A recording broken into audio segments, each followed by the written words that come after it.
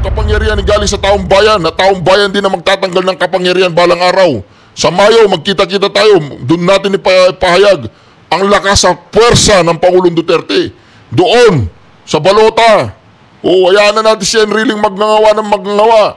Tatanggalan daw ng tax, babalikan niya yung mga OFW, pinagbabantaan niya yung mga OFW. Oh, Enrile! Diba? Ilang taong gulang ka na ba? Anyway, good luck. Umaba pa sana ang buhay mo, umabot ka ng 2,000 taon. Diba, ayan o, mga kareaksyon. Bondok Jimmy, number 10. De La Rosa Bato, number 22. Go Bongo, number 28. Hinlo JB, number 30. Lambino Raul, number 34. Marcoleta Rodante, number 38. Mata Doc Martes, number 42. Kibuloy Apollo, number 53. Rodriguez Attorney Vic, number 56. Salvador Philip Ipe Tibo, number 58. Ayan po mga kareaksyon. Wag na wag po nating isasali dyan si Aimee Marcos. Dahil may balita po ko kay Aimee Marcos. Ito po ang pinaka-latest na balita natin sa kanya mga kareaksyon ha. Ipapakita po natin ang pinaka-latest na balita kay Aimee Marcos. Para malaman, makita po ninyo ang pinaka-latest na balita kay Aimee Marcos. Ito si Kaibigang Sas. May bagong post si Kaibigang Sas ngayon. Ayan o. Saan ba yun, Kaibigang? Ayan o.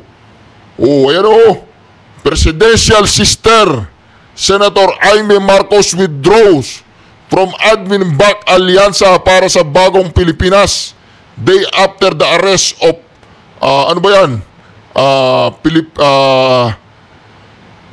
Former President Rodrigo Duterte. I cannot stand on the same campaign platform as the rest of the alyansa, as I have stated from the outset of the election period. I will continue to maintain my independence. Wala na. Even if Aimee has a clean intention and a political will, people is still reluctant to vote for her. Okay? Because of what his brother has done to his governance. Sabi niya, the sin of the brother is not the sin of the sister. Diba? But the sin of Marcoses is the sin of Marcoses. Di po ba mga kareaksyon?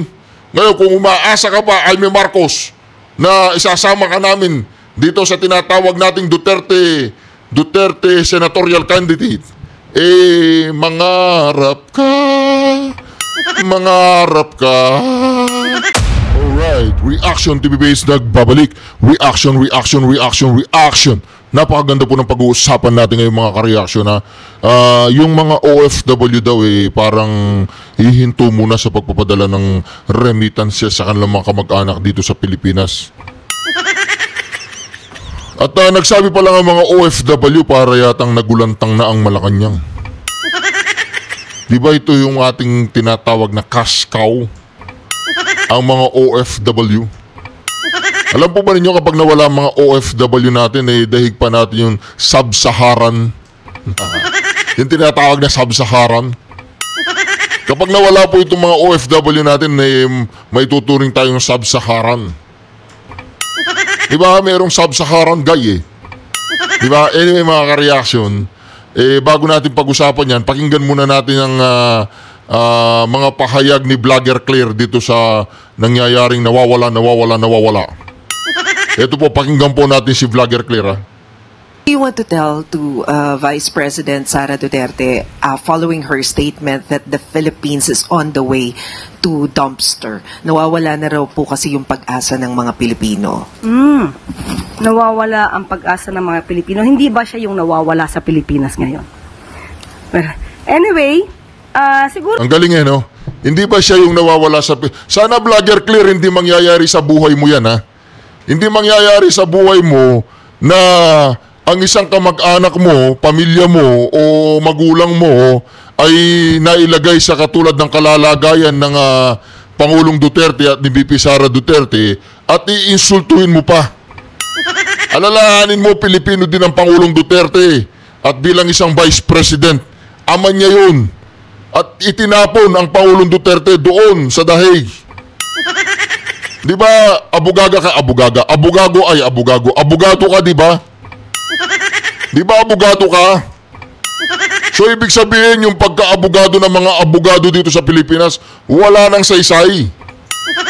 Kasi parang saan nila gagamitin ang kanilang mga pagka-abugago tsaka abugaga kung ang ating mga judicial system sa Pilipinas ay hindi na umaandar. Di ba? Humingi tayo ng tulong doon sa The Hague upang litisin ng isang Pilipino. At ngayon, iniinsulto mo pa si BP Sara na hindi siya nawawala. Inaayos lang niya ang kanyang magulang na 80 years old ni mag-init ng tubig, hindi na niya kaya. At yung 80 years old, Vlogger Claire, yung 80 years old na tatay niya, nandun siya sa kulungan ngayon, sa The Hague. Ikaw, kung ikaw ang magulang, ikaw yung anak ni Pangulong Duterte, anong gagawin mo? Hindi mo siya pupuntahan doon? Wala kang kwentang anak. Wala kang kwentang tao. Kung hindi mo gagawin ang ginagawa ni BP Sara at iniinsulto mo siya na sinasabi mong nawawala siya, hindi siya nawawala. Hindi mo lang kayang gawin ang kanyang ginagawa na kahit nandun siya dahil ay umaandar pa rin ang Office of the Vice President. Diba? Marami na ngayon tinatawag nating outsourcing. Marami na ngayon na nasa Pilipinas yung nagtatrabaho, nasa Amerika yung mga kliyente, nasa Pilipinas yung call center agent, nasa Amerika yung opisina. Hindi mo ba alam yun, Vlogger Claire? Bobo ka ba? Di ba pwede na magtrabaho ngayon kahit nasaan kang lupalop ng mundo? Hindi mo ba alam na meron ng internet? Oy, Vlogger Claire, hindi mo ba alam na meron ng tinatawag na social media? O talagang ipinanganak ka lang ng ganyan kababawang yung utak? Tanong lang, ipinanganak ka ba ganyan kababawang yung utak? O talagang wala kang kwentang anak? Tanong lang yan. Kasi kung wala kang kwentang anak, ang tatay mo ay ikinulong dun sa tahi at isa kang vice president. Hindi mo siya pupuntahan? Hindi mo siya aalalayan dun? Ha? Hindi mo gagawin ang ginawa ni BP Sara Duterte? Kahit sinong anak, gagawin niya yun eh. Di ba? Kaya namang magtrabaho ng Vice President na kahit naroroon siya, tsaka wala naman talagang trabaho ang Vice President. Sige nga, Vlogger Claire, sabihin mo nga kung anong trabaho ng Vice President kung hindi lang maghintay na ang isang presidente ay matigok o kaya ma-impeach o kaya ma-overdose. Di ba mga kareaksyon? Ganun lang naman ang trabaho ng Vice President eh. Hindi mo alam yung Vlogger Claire. Reserba lang ang Vice President. Basahin mo nga sa konstitusyon kung ano talaga ang mandato ng Vice President. Kung hindi mo lang bibigyan yan ng cabinet posisyon, wala talagang trabaho yan. Uupo lang yan doon sa kanyang kwarto at naghihintay. Di ba? Hindi ba niya alam yan? Tapos sinasabi mo nawawala ang Vice President. Di ba? Iniinsulto mo yung pamilya niya kung gano'n. Kung ang tatay mo si Pangulong Duterte, 80 years old, Vlogger Claire, hindi mo gagawin ang ginagawa niya? Kung hindi mo gagawin ang ginagawa niya ngayon, at tinahanap mo, anong gagawin ng Pangulong ni Vice President sa Pilipinas, Aber? Anong gagawin niya dito? Pakikinggan ka. Sinasabi niya yan na road to perdition at Yusek, what do you want to tell to Vice President Sara Duterte following her statement that the Philippines is on the way to dumpster? Nawawala na raw po kasi yung pag-asa ng mga Pilipino. Nawawala ang pag-asa ng mga Pilipino. Hindi ba siya yung nawawala sa Pilipinas ngayon? Well, anyway, siguro sinasabi niya yan na road to perdition na tayo. Bakit? Dahil hindi niya naman nakikita kung ano ang mga ginagawa, mga proyekto, programa na isagawa na at naitulong na ng pamahalaan sa taong bayan. Dahil malamang ay hindi siya nanonood ng ating press briefing everyday. At hindi rin naman siguro siya nanonood ng mga programang ipinapalabas sa PTV4 at saka sa RTVM. Talagang mabubulagan siya kapag hindi po niya inaalam kung ano ang naging trabaho at magiging trabaho ng administrasyon sa pangunguna ni Pangulo. Ano ba yung flagship project ng BBM administration? Yung tulay na bumagsak? Tanong lang. Hoy, Vlogger Claire, ano yung flagship project? Nung panahon ng kampanya, kasama ka ba doon sa nagsasabing never again, never again? Ngayon, todo himod, ganoon. Yung Marcos. Okay. Now, hindi ba mas magiging Oh, mapupunta tayo sa dumpster kung ang magiging pangulo natin o ang magiging leader natin ay ang mga katulad nila VP Sara, mas na inuuna pang magpunta sa abroad, magsilbi sa isang tao, kung tatay niya po yun, pero marami pa rin pong Pilipino na umaasa sa kanya bilang vice-president. ano nga ang trabaho ng vice-presidente? Huwag mo kami lilinlangin. Kung hindi lang magtatrabaho yan sa kagustuhan niya, wala talagang trabaho yan. Sige nga, isulat mo nga, sabihin mo nga sa konstitusyon kung anong trabaho ng Vice President. Di ba mga kareaksyon? Oh, sige nga Vlogger Claire, magbigay ka nga ng example, sinasabi ng saligang batas kung anong trabaho ng Vice President. Di ba? Ano ang trabaho ng Vice President, Vlogger Claire? Paki-explain nga sa amin. Baka hindi namin alam. Mahirapan po tayo magkaroon ng Pangulo kung lagi po nasa abroad at hindi po ginagawa ang trabaho dito sa Pilipinas. Ma'am, does it mean that this is the right time for the Vice President to come back and do her job? Is that what you're saying? Obligasyon po niya maging vice-presidente. Alam niya po dapat ang obligasyon bilang vice-presidente. Sabi nga natin, ang Pangulo natin na sinasabi niya na mukhang wala na tayong pag-asa, nasa Pilipinas, nagtatrabaho. Araw-araw, may inaanunsyo tayong good news. Pero ang vice-presidente, nasaan? Ma'am, on the issue of the former president, ang posisyon po ng mga taga-suporta ni dating Pangulong Duterte is that the Philippines has a perfectly functioning judicial system. And Di ba mga kareaksyon? Ang tanong, bakit siya hindi pupunta doon? Bukod sa tatay niya yon, isang Pilipino, ang itinapon ninyo sa mga banyaga. Di ba? Itinapon ninyo sa mga banyaga. Wala tayong nakikitang okay, ang trabaho niya, social service function, promoting public service, accessible, responsive public. Wala talaga mandate, core function, mission, vision. Siya lang ang gumagawa ng trabaho ng Vice President kung anong gusto niyang gawin. Talagang ang trabaho ng Vice President ay maghintay lamang na may mangyari sa President. Halimbawa, nasiraan ng bayit, o incompetent na siya, natsugi siya, na-impeach siya, bukod doon sa na-overdose siya. Di ba hindi, minsan kasi ang mga presidente, may sakit yan. Pag hindi mo naalalayan sa kanilang mga maintenance, gamot, pag nagkamali yan, ma-overdose yan. Kakalaruin ko lang hindi pinagbabawal na gamot at tinutukoy ko doon. Di ba mga kareaksyon? Oh. O ito, magandang tanong ito.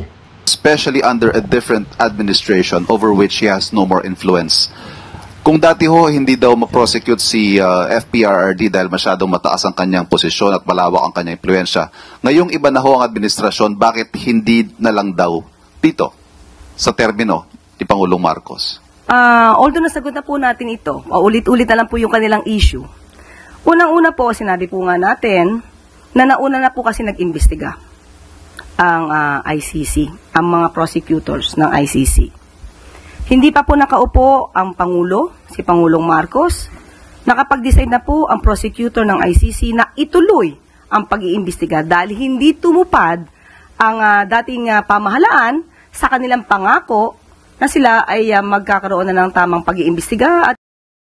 So ibig mo sabihin, mas makapangyarihan ang ICC sa ating gobyerno? Kapag nagdesisyong mag-imbestiga ang ICC, ang gobyerno natin tatahimik na lang, ganoon. Magsa-sideline na lang. Pag sinabi ng ICC, sisimulan na namin ang investigasyon.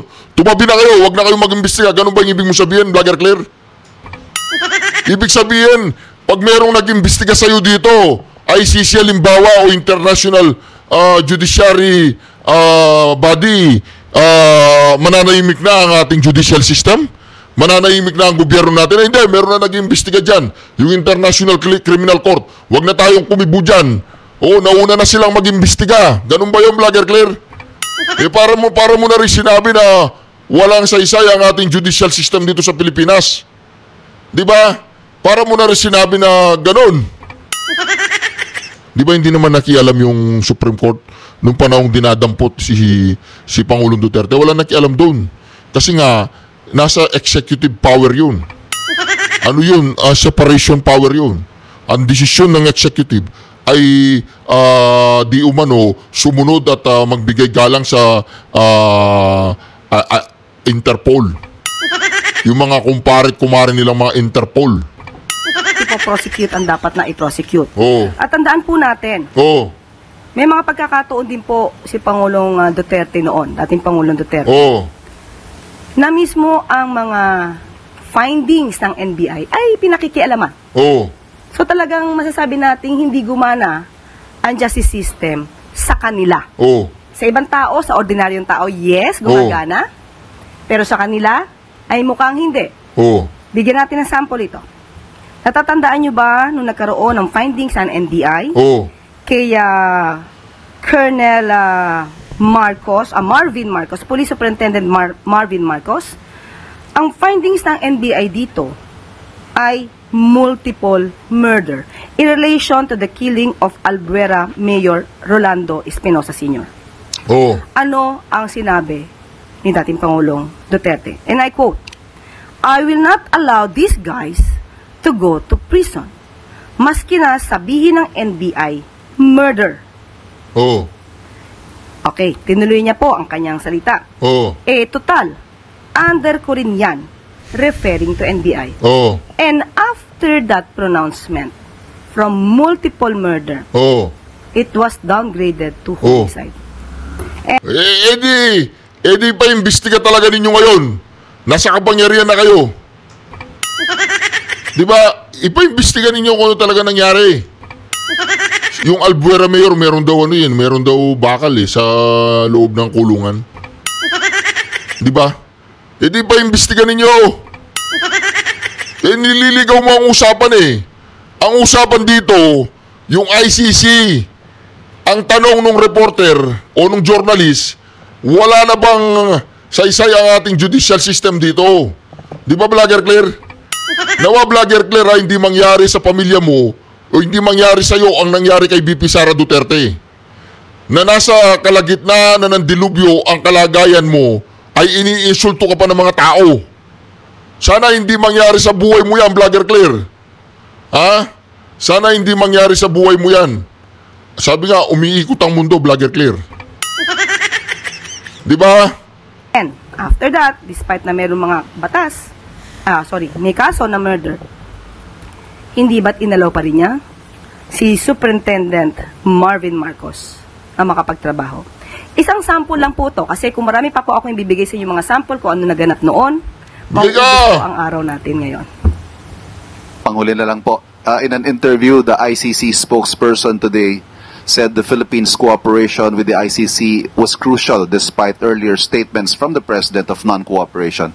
Will anything change, at least officially, with our stance on cooperation with the ICC? We have not been cooperating with the ICC.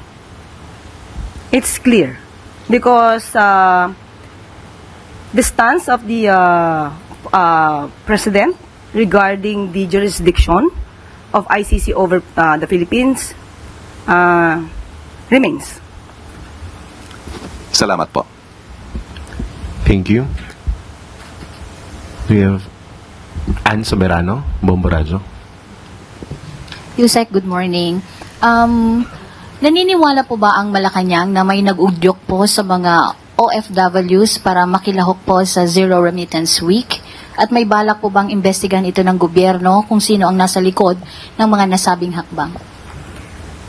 Kung may nag-uudyok po, siguro po wala tayong personal na knowledge, wala rin po nakakarating na official na komunikasyon patungkol dyan sa palasyo. Pero alam naman natin kung paano ba gagalaw ang ibang mga supporter. Pero nung natin pong sinagot ang patungkol dito na zero remittance, nakita ko po sa ibang mga comments na yung mga ibang OFWs ay sinabi nilang hindi sila lalahok dahil magugutom ang kanilang pamilya. Maaapektuhan ang pamilya nila kapag sinunod nila ang zero remittance. Kaya Paano kung ang mga pamilya nila ay maraming pera sa Pilipinas? Paano kung ang remittance na pinapadala nila dito sa Pilipinas ay savings nila? Paano kung ma-stop nga ang remittance sa loob ng isang buwan? Hindi kayo natatakot? Di ba? Ang tanong kasi dito, mga ka-reaksyon, alam nyo na, ang bumubuhay lang sa ekonomiya ng Pilipinas, wag silang magyabang-yabangan dyan, ay mga OFW lang. Pag natanggal ang OFW, sub-Saharan na tayo. nga sabi po natin, mas maganda po sa lahat ng mga OFWs, hindi po tayo kalaban. Magkakakampi po tayo, pare-pareho po tayo mga Filipino. Siguro magmasid lamang sila. Hindi! Kung hindi tayo magkakalaban, kung hindi, bakit ninyo pinatapon ng Pangulong Duterte? Yun lang naman ang sentimiento ng mga OFW. Yung ipinatapon ninyo doon sa Dahig, ang presidente, bakit hindi nyo siya inatulan o nilitis niya sa Pilipinas? Kasi bakit? Masarap, maganda ba yung maganda yung epekto ng imported na mga judge. Mga imported na mga judge. Mga puti, ganon. Mas magaling silang maglitis. Mas magaling silang sumintensya. Mas magaling sila kung paano patunayan ng isang tao ay guilty tsaka hindi guilty.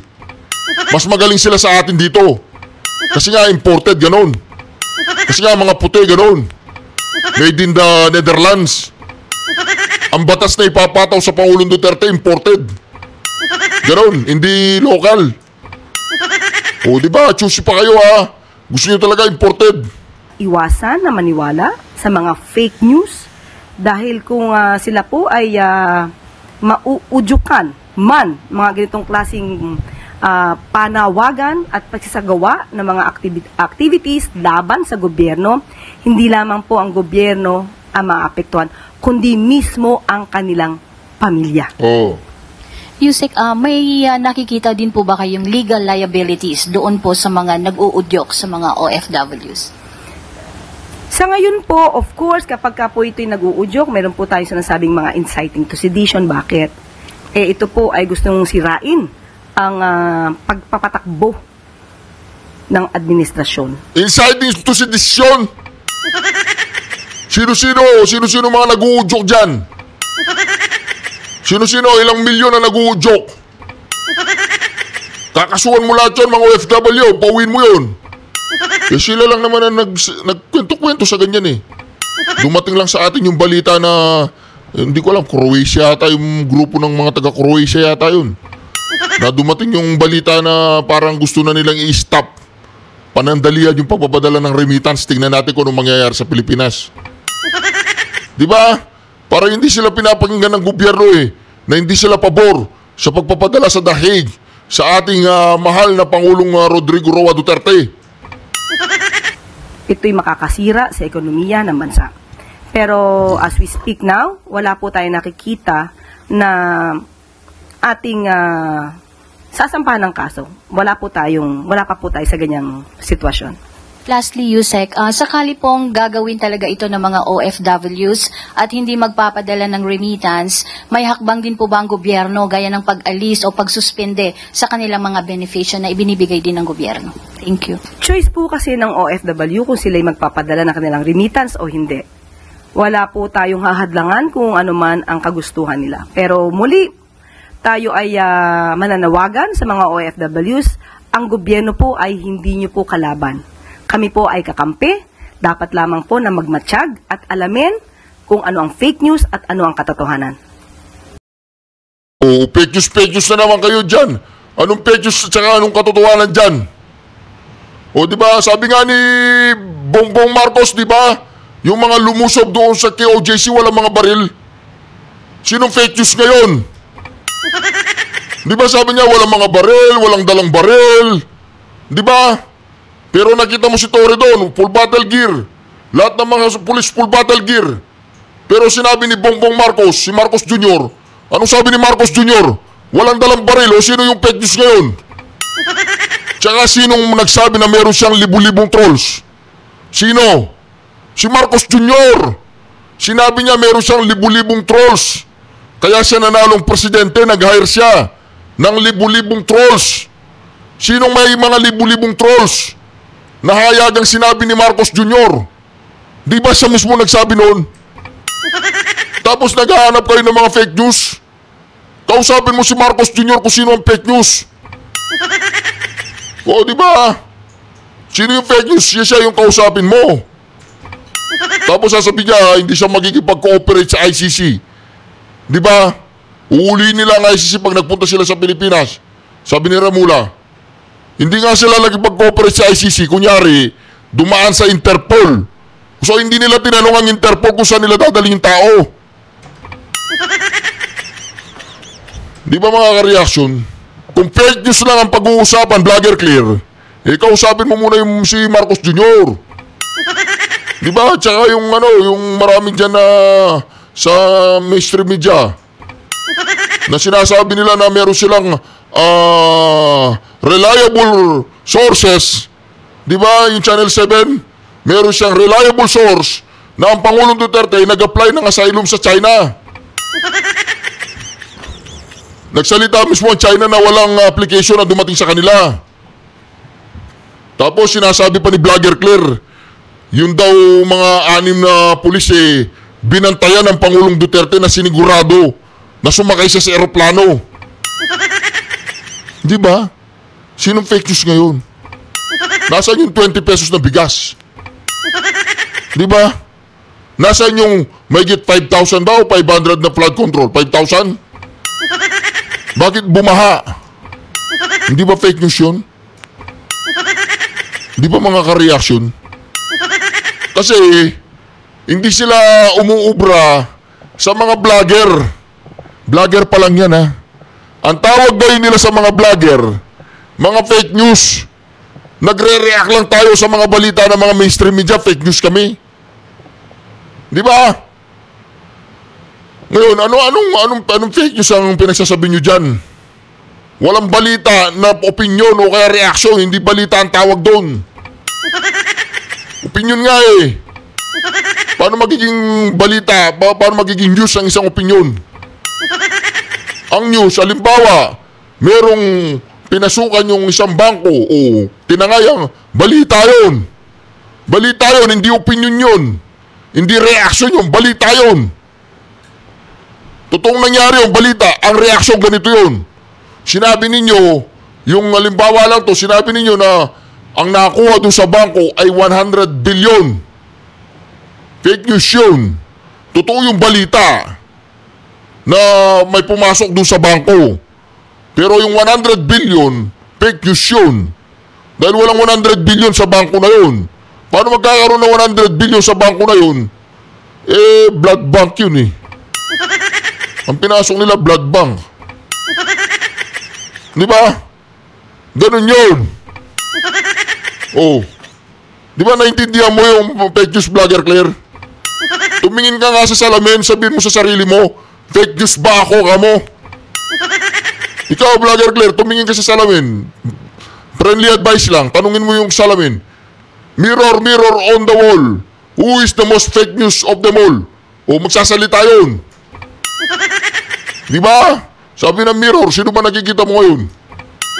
Ako to, yun. Di ba? Follow-up question from Pia Gutierrez.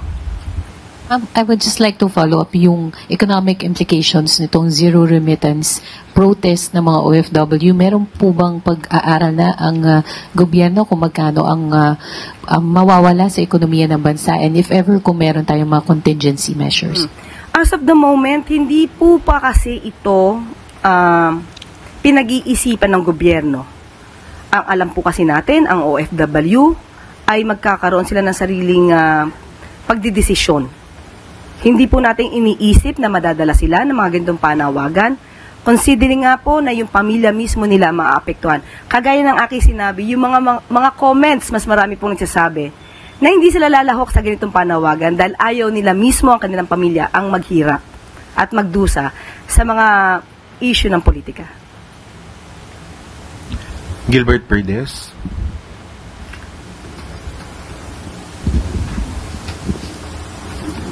Good morning po, Yusek. Tungkol pa rin po doon sa remittance po ng mga OFW.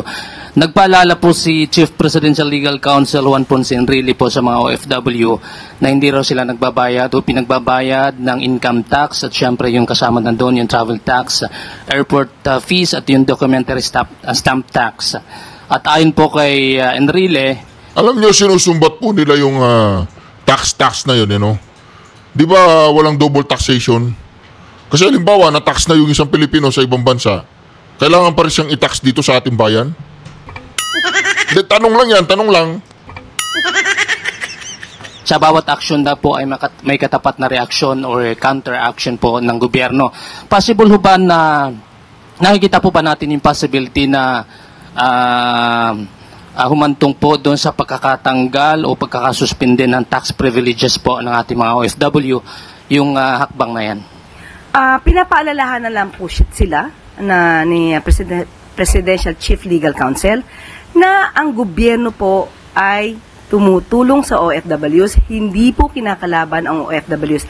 At ipinapakita rin po ni JPE na ano ba ang maaaring makuha nila na ayuda mula sa gobyerno. At hindi po natin sisikilin. Sabi nga po natin, hindi po natin sisikilin kung ano man ang maging kagustuhan ng mga OFW kung sila'y magpapahatid ng kanilang remittance o hindi. Huwag lamang po silang lalabag sa batas. Yun lamang po. Follow up lang po. Ano po kung alam na po ng Pangulo, alam na po ba ito ng Pangulo yung issue ito at ano po yung directive ng Pangulo kung meron man? Nalaman na po ito, especially at nagbigay na nga rin po ng mensahe ang ating Presidential Chief Legal Counsel. Sabi ko nga po kanina ay wala pa po tayong ginagawang anumang legal na aksyon dahil alam po natin ang OFW. Alam po ninyo si Enrile, hindi ko alam kung okay, Manong Enrile, okay ka lang ba? Di ba, okay ka lang? Pagbabantaan mo yung mga OFW sa gusto nilang gawin, tapos pagbabantaan mo na, sige, hindi kayo magpapadala ng remittance dito. Tatax namin kayo, tatanggalan namin kayo ng mga privileges, sige. Babalikan namin kayo, parang bata. Manong Enrile, okay ka lang? Tanong lang, okay ka lang ba dyan? Di ba? Kahit kailan, Enrile, hindi ka magiging bayani. Kahit kailan, hindi ka magiging bayani ng Pilipinas. Huwag kang mangarap na balang araw magiging bayani ka. O titignan ka namin, sayang naman si Enrile, namatay, hindi. Ay, napakadakila ni Enrile, hindi. Alam ng sambayan ng Pilipino kung ano yung baho mo, Enrile. Di ba, naliligo ka ba? Di ba, nung panahon ng tatay ni Marcos Jr., di ba, anong ginawa mo nung panahon ng People's Power? Anong ginawa mo? Tanong lang. Panahon ni Cory, panahon ni PRRD, di ba, nakahutot ka rin. Ngayon, nakahutot ka ngayon dyan. Ilan taon na ba si Enrile? Ilan taon na si Enrile? Di ba, kung nangangarap ka, magpapansin ka sa taong bayan, Enrile, na magiging bayani ka balang araw. Nangangarap ka, Brad. Walang magtatangkang gagawin kang bayani. Ang Pangulong Duterte, buhay pa yan, pinaano na kay Rizal. Pinapantay na ang kanyang kadakilaan, ang kanyang kabayanihan, ang kanyang leadership. Inggit ka kayo, no? PRRD. Pinadala nyo na doon sa DAE, lalong bumango sa buong mundo si PRRD. Winasak ninyo siya, tinatry nyo wasakin, lalo siyang lumalakas, lalo siyang minamahal ng taong bayan. Tatandaan ninyo, kapangyarihan ay galing sa taong bayan, at taong bayan din na magtatanggal ng kapangyarihan balang araw. Sa Mayo, magkita-kita tayo, doon natin ipahayag ang lakas at puwersa ng Pangulong Duterte. Doon, sa balota. Hayaan na natin si Enrile magnangawa ng magnangawa. Tatanggalan daw ng tax, babalikan niya yung mga OFW, pinagbabantaan niya yung mga OFW. Enrile! Diba? Ilang taong gulang ka na ba? Anyway, good luck. Umaba pa sana ang buhay mo, umabot ka ng 2,000 taon. Diba? Ayan o, mga kareaksyon. Bondok Jimmy, number 10. De La Rosa Bato, number 22. Go Bongo, number 28. Hinlo JB, number 30. Lambino Raul, number 34. Marcoleta Rodante, number 38. Mata Doc Martes, number 42. Kibuloy Apollo, number 53. Rodriguez Attorney Vic, number 56. Salvador Philip Ipe Tibo, number 58. Ayan po mga kareaksyon. Wag na wag po nating isasali dyan si Aimee Marcos. Dahil may balita po ko kay Aimee Marcos. Ito po ang pinaka-latest na balita natin sa kanya mga kareaksyon ha. Ipapakita po natin ang pinaka-latest na balita kay Aimee Marcos. Para malaman, makita po ninyo ang pinaka-latest na balita kay Aimee Marcos. Ito si Kaibigang Sas. May bagong post si Kaibigang Sas ngayon. Ayan o.